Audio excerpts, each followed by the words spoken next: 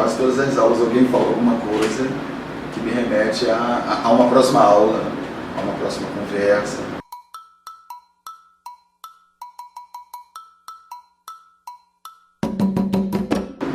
Normalmente a gente fala sempre mais recente, né?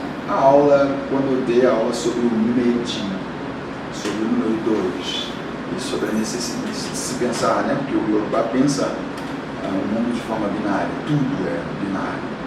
Então, esse dia, essa aula foi legal. E o que eu vi, que marcou, que mexeu muito, não foi na aula, foi numa mensagem de WhatsApp, né, que o colega escreve.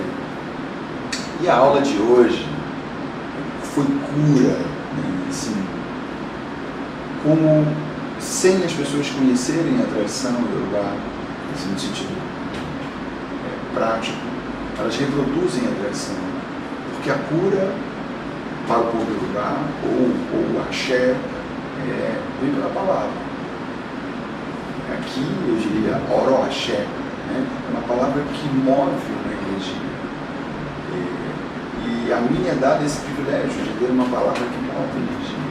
E a gente está dando aula. Então, todas as aulas para mim são um momento em que eu estou proferindo, falando, ainda que eu esteja em um processo meramente cognitivo, nunca é meramente cognitivo, né?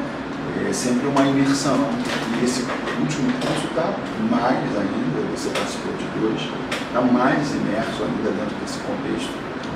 Então eu teria ainda muita dificuldade de destacar um evento em sala de aula. Lembro do Emanuel, quando a gente fez uma espécie de avaliação aqui, ele falando dessa dinâmica da aula, que ele nunca viu dentro da UFRJ, uma aula onde nós fazemos a aula.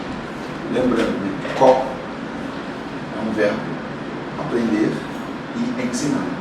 Então, é um encontro, é um padê, ipadê, é um encontro onde a gente aprende e ensina, na troca, debaixo da árvore. O mais velho falando, o garoto perguntando e tal. Eu tento, na minha percepção, no meu imaginário, eu tento reconstruir isso, né, esse encontro amistoso, tranquilo, onde a gente conta história.